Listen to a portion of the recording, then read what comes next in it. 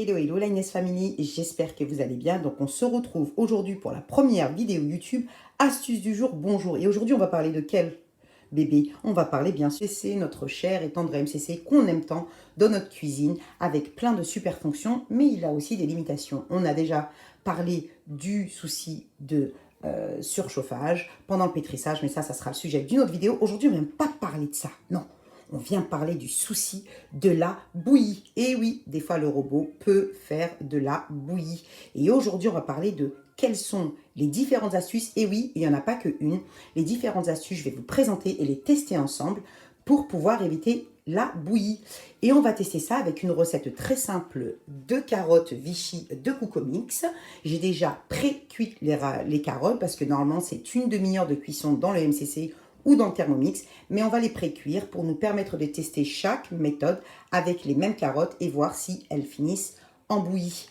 Donc, quelles sont les différentes méthodes? C'est vrai qu'on a eu beaucoup de plaintes, surtout que, bon voilà, les gens se retrouvent avec des repas en bouillie, surtout derrière la dernière mise à jour de Lidl France, Silvercrest entre autres, d'avoir changé la programmation du mode vapeur qui était à la base à 0 et l'avoir fait passer à 1. Le mode 0 permettait, quand vous mettiez marche arrière, ça tournait quand même, mais par intermittence, bien sûr, dans le sens opposé des lames pour ne pas broyer les aliments. Ça se posait, permettait une cuisson à mijotage et ensuite ça remuait, ce qui était parfait pour les cuissons de légumes, de viande dans le fond du bol. Et oui, c'était possible, mais plus aujourd'hui. Comme vous le voyez aujourd'hui, le minimum c'est 1 et il n'y a plus de mode 0. Il y a toujours le mode marche arrière qui est possible, mais le souci, c'est que c'est un mode qui va tourner continuellement. D'ailleurs, il n'y a même pas je crois, le marche arrière, mais peu importe, le souci là est qu'il n'y a pas d'intermittence. Donc, on va parler des différentes solutions de comment cuire sans que ça finisse en bouillie. Tout de suite. On commence avec la méthode. Avant tout, je tiens à m'excuser si la caméra bouge. Je suis avec mon iPad. Je n'arrive pas à filmer avec mon téléphone, donc j'ai un petit peu la bougeotte, c'est assez lourd. Mais c'est pas grave, on va y arriver et on va essayer de trouver des solutions ensemble pour vous kiffier encore plus votre MCC. Donc la première solution est, au lieu de se servir du mode vapeur, de se servir tout simplement du mode saisir, qui va vous permettre de faire une cuisson 1 avec la marche arrière bien sûr, mais qui va aussi faire une cuisson par intermittence. Le mode saisir est le seul mode aujourd'hui sur le MCC qui permet de faire des pauses, qui va permettre la cuisson, de remuer les aliments dans le sens arrière sans pour autant les broyer. La seule limitation est que bien sûr, c'est du 14 minutes. Souvent, quand on fait des cuissons de viande ou de légumes, c'est souvent des cuissons de une demi-heure. Donc, il va falloir relancer. Et là, vous pouvez aller jusqu'à 130 degrés. Peu importe la température du bol, ça n'importe pas. Le mode saisir est obtenu entre 100 et 120 degrés. Ça permet de maintenir une chaleur constante qui va pousser le bol jusqu'à 130 degrés. Même s'il n'y arrive pas, peu importe, ça va quand même saisir. Donc ça, c'est la première méthode que vous pouvez continuer à utiliser pour éviter de broyer vos aliments. Donc ça, c'était la méthode numéro 1. La méthode numéro 2, donc qu'on va utiliser avec les mêmes carottes, la même cuisson pour tester lesquelles finissent en bouillie, lesquelles finissent entières, ça va être la méthode du fouet, d'insérer, oui, le fouet avec les morceaux qui va permettre de remuer les aliments sans les broyer. Donc on va tester ça ensemble. La troisième méthode dont on parle beaucoup aujourd'hui, c'est cette secoupe volante, cet objet volant non identifié qui est bien sûr le couvre-lame pour le Thermomix. Beaucoup disent qu'il est compatible, d'autres qu'il n'est pas compatible. Je ne l'ai pas testé, on va le tester ensemble avec nos super carottes du jour. Bonjour, et voir si ça fonctionne. Et il y a une quatrième méthode, mais j'hésite ou la rajouter sur cette vidéo, ou bien faire une autre vidéo complètement pour cette nouvelle objet magique qui va permettre de rendre notre bol comme une casserole, un fond de plat, mais on en parlera plus tard ensemble. Pour l'instant, nous avons 3 méthodes à tester ensemble. Le mode saisir, le mode fouet et le mode couvre-lame. C'est parti mon kiki, les carottes sont prêtes. Et les carottes, c'est du tout cuit dans le Ninja Foodi. Et on va bien sûr à 3/4 de cuisson, on va utiliser la première méthode. Pour mener à bien notre expérience, nous avons cuit à 3/4 les carottes. Donc il y a un tiers que j'ai déjà mis pour la première méthode dans le bol. Vu qu'il reste qu'un tiers de cuisson, c'est-à-dire environ 10 minutes, parce que normalement la recette d'origine sur Cucomix c'est 30 minutes. On a mis un petit peu d'eau, un petit peu de beurre et on est parti dans le mode saisir que vous allez retrouver ici, attendez, je vous montre, c'est pas évident en portant l'iPad. Voilà, le mode saisir qu'on va mettre en orange. Ensuite, on va cliquer la flèche. On va mettre 7 minutes. On va plutôt mettre 10 minutes pour que ce soit juste avec toutes les autres méthodes. Attendez, je vous mets dessus. Voilà, 10 minutes. Voilà, je vais diminuer. Voilà, vitesse 1 car c'est le minimum, on ne peut pas faire moins. Marche arrière qui est déjà comprise dans le mode saisir. Et 100 degrés, c'est ce qui est préconisé dans la recette Cocomix. C'est parti, mon kiki, pour ce premier méthode test anti-bouillie. On revient tout de suite. Voilà. Je vous montre dans 10 minutes. Ne pas oublier, là, la cuisson a démarré, vous le voyez.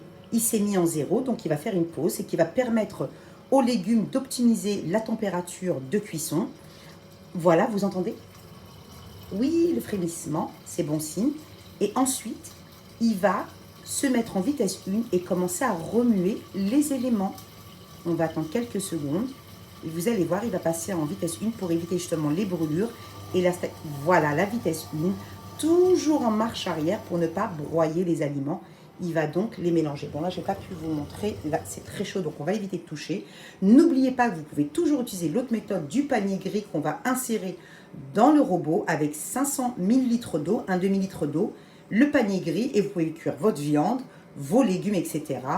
dans ce panier-là. Mais là, on essaye les méthodes de mijotage à même le bol. Donc ça, c'est la méthode numéro 1.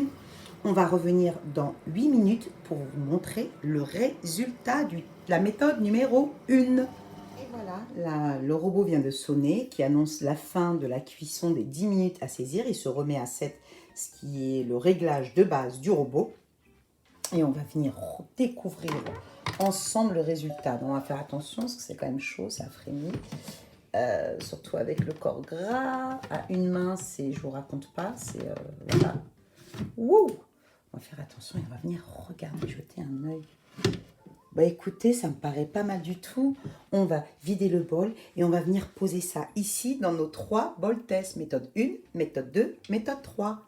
Voici le résultat donc de la méthode 1 qui n'a l'air pas mal du tout. Mais, on va attendre de démarrer la méthode 2 et la méthode 3 pour faire une conclusion finale de la meilleure méthode ou des 3 meilleures méthodes. Voilà, donc c'est parti pour la méthode numéro 2 où on va utiliser le fouet fourni avec votre robot.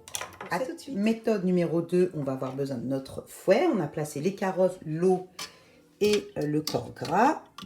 Voilà, et on va venir placer notre fouet. On va pousser un peu les aliments et on va tourner légèrement pour pouvoir bloquer la lame. Voilà, à droite et là, le fouet est bien bloqué. On va fermer tout ça. On va aller en mode manuel, donc le menu de base. Et on ne va pas utiliser le mode saisir parce que sinon, voilà, ça ne serait pas une nouvelle méthode. On va mettre 10 minutes, vitesse 1 à intermittence parce que bien sûr, il n'y a plus la vitesse 0. Il indique 0, mais il va s'enclencher en 1 et ça, on va voir ça ensemble. Et à 100 degrés, on fait tout ça. Donc, et la méthode 2 consistait à placer le fouet, le batteur, dans la cuve, 10 minutes, 0, 100 degrés, vous allez voir, il va passer automatiquement en 1. Voilà, car il n'y a plus du tout de vitesse 0. Là, ici, dans le mode de base, manuel, il n'y a pas d'intermittence. C'est en ça que le fouet va être d'une grande aide, il va permettre de préserver les morceaux et on espère sans les broyer et sans casser mon fouet. Voilà, je vous donne rendez-vous dans 9 minutes 37 exactement. A tout de suite pour la méthode numéro 2. Donc voilà, notre deuxième ration de carottes la cuisson vient de toucher à sa fin. On a entendu le ting et on est reparti bien sûr sur les réglages de base. Donc on va venir regarder ce qui se passe dans le bol que j'ai préalablement ouvert pour ne pas me brûler en direct. Donc voilà, je retire le couvercle en essayant de ne pas me brûler. Voilà. Et voici les carottes avec le fouet. Ben, écoutez, c'est pas mal du tout. Donc on va venir les poser dans le deuxième bol et on fera la comparaison à la fin après avoir testé la troisième méthode. Donc, voici les carottes qu'on vient de disposer dans le deuxième bol. Après, il faut bien comprendre qu'avec la méthode du fouet, il faut prendre en considération la quantité, l'épaisseur des aliments qu'on va mettre. Mais j'ai vu des recettes faites avec des pignons de poulet, avec des légumes, il n'y avait pas de souci. Après, c'est à voir. Là, c'est vrai qu'on a une petite quantité de carottes. Mais là, ce qu'on va faire, on va disposer la dernière partie de carottes. On va les mettre dans le bol ensemble pour tester. Bon, j'ai laissé le fond du bol, voilà, pour venir... Ah non, pardon, erreur. Oui, effectivement, en fait, il faut que l'accessoire aille avant, donc j'ai obligé de le rincer rapidement et de revenir. Alors, il y a un sens. En fait, là où il y a les petits traits, voilà, que vous voyez ici aux deux extrémités, c'est ce qui va vers le bas. Donc, on va tenir le haut de la lame comme ceci. Faire attention parce que mon bol est encore un peu tiède.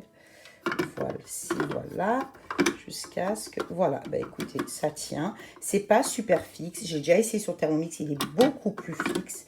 Il faudrait quand même faire attention que ça ne bouge pas. Donc voilà. Ensuite, une fois qu'on a mis le disque, on va venir placer les carottes. Bon, ça bouge déjà pas mal, mais on est là pour faire un test. Voilà, et on va regarder ensemble. Je vais essayer d'un peu mieux le fixer. Je reviens. Je conseille à ceux qui l'ont acheté ou qui vont l'acheter de bien le tenir pendant que vous renversez les éléments parce que ça peut faire perturber. Ça tient. Enfin, je veux dire, ça tourne. Ça tourne. Mais bon, on va faire le test ensemble et voir si c'est vraiment un protège-lames. Et on va tester sur les carottes, en fait, qui rentreront à l'intérieur. On va l'observer ensemble. Celle-ci, on va venir la remettre. Pourquoi? Car le bol du MCC est légèrement plus large, bien sûr, que celui de Thermomix. Donc, déjà d'une, il n'est pas fait pour la fixation de la lame du MCC, mais en plus, il est plus petit, donc il y a certains aliments qui risquent de se glisser. Mais on est là pour tester avec la Inès Family. À tout de suite, on va venir le poser ici, mais remettre les 10 minutes 100 degrés. Vitesse 1, sens inverse, bien sûr. À toutes, et on revoit le résultat dans 10 minutes. Alors là, j'ai entendu un bruit bizarre, et effectivement, j'ai l'impression que le disque a quitté l'orifice. J'ai pas envie de péter ni le disque ni mon robot. Donc je vais faire pause et on va regarder s'il est encore en place. Bah, écoutez, il est encore en place. On redémarre, on va aller jusqu'au bout de l'expérience.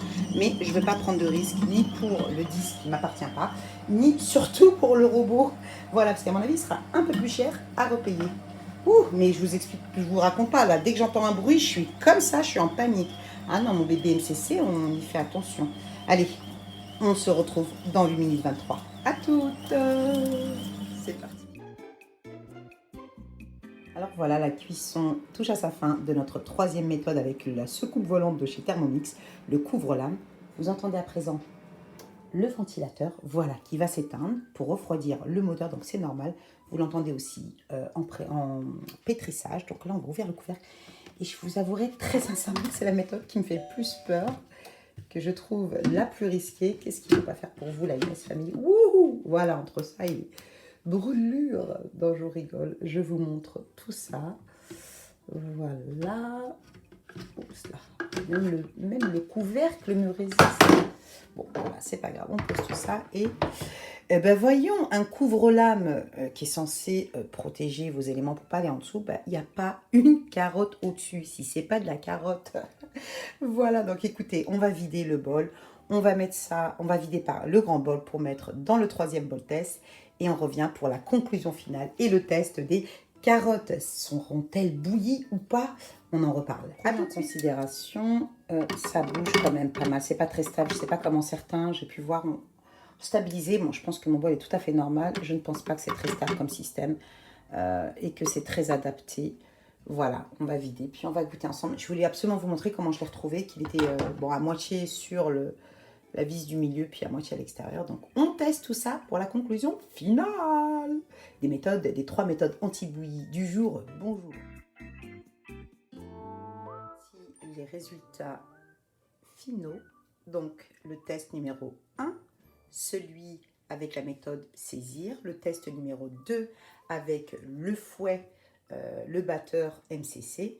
Et le 3 avec le disque Thermomix. Alors déjà, visuellement, bon, on a des morceaux qui sont bien entiers, qui sont encore un petit peu fermes. On va les goûter, on va les déguster. Donc là, ici, de côté, j'ai pris 3 morceaux de carottes qui paraissaient les plus proches en termes de taille pour que ce soit un test correct. Mais déjà, ici, sur la méthode Thermomix, si vous voyez, vous avez des morceaux qui sont à la limite de la bouillie, qui sont hachés, en fait. Bon, ça, c'est normal, c'est en contact avec les lames en dessous et ils sont plus cuits, ils m'ont l'air plus mous. Peut-être que l'effet d'être sous la lame a augmenté peut-être la concentration de chaleur. Je ne suis pas sûre, mais en tout cas, une chose est sûre, on aurait laissé plus longtemps, ça aurait fini en bouillie. Donc voilà, donc on va tester la première carotte de la méthode numéro 1, qui déjà, rien qu'elle est bien ferme. Ça n'a pas super cuit normalement. Mais écoutez, La carotte est encore ferme. Je vais vous montrer avec un couteau, ça sera plus simple. Voilà. Vous voyez ce que je veux dire? Elle est encore ferme. Bon, elle n'est pas ferme, pardon. Elle n'est pas super super cuite. Il aurait fallu peut-être encore 10 minutes de cuisson. Mais je pense qu'elle aurait très très bien tenu avec la méthode saisir. Mais bon, on avait expliqué le souci, c'est qu'il faut relancer les 14 minutes. Mais au moins, vous avez cette intermittence qui empêche les lames de couper et de tourner tout le temps. Voilà, donc là, on va bien goûter celle-ci. Pareil, j'ai l'impression que c'est vraiment la même fermeté. On va prendre une et on va la couper. Voilà, j'ai l'impression qu'elle est peut-être... Attendez, je teste. Ouais, celle-ci est plus ferme. Donc, le mode saisir m'a donné une meilleure cuisson. Et c'est vrai parce qu'on entendait vraiment un rissolement plus fort qu'avec la méthode du fouet. Bon, après, parce que la méthode en intermittence permet aux éléments d'être en contact avec la chaleur et de mieux cuire. Je pense que ça doit être ça. On va goûter la troisième rondelle de carotte avec la méthode disque Thermomix. Thermomix couvre-lame. Là, bah écoutez, des 3 carottes, c'est la plus cuite, c'est le cas de le dire. Mais c'est quelque chose que vous auriez pu obtenir normalement en mettant votre bol, mode manuel 100 degrés, sans rien, aucun accessoire dedans. Vous aurez obtenu des carottes, attendez, je tourne, un peu plus cuites. Mais bon, vraiment à surveiller parce que ça, à mon avis, quels que soient les aliments que vous mettez, ça va tourner à la bouillie. On peut voir ces petits morceaux qu'on n'a pas ici. Tout est resté en entier. Après, ces carottes-là manquaient un petit peu de cuisson. Mais là, c'était juste pour tester quelle méthode, en fait, était la plus efficace anti-bouillie. La méthode saisir et la méthode fouet marchent très bien.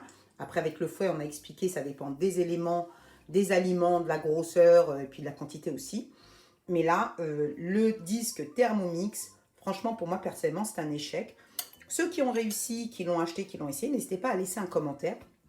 Envoyez-moi un message sur Inès de la Kitchen sur Instagram pour me montrer comment vous le fixez et qu'on puisse partager avec tout le monde. Donc voilà, c'était aujourd'hui l'astuce du jour. Bonjour, les tests anti-bouillie, les différentes méthodes. Et n'oubliez pas que vous avez la méthode, bien sûr, du panier qu'on met dans la cuve, le panier gris. Et une quatrième méthode dont on va consacrer une vidéo, c'est le tout nouveau accessoire Wonder Cap que je teste pour vous, la MCC Family, la Inès Family. Et je vous dis à très bientôt. Likez, commentez, lovez et on reviendra très bientôt. Ciao!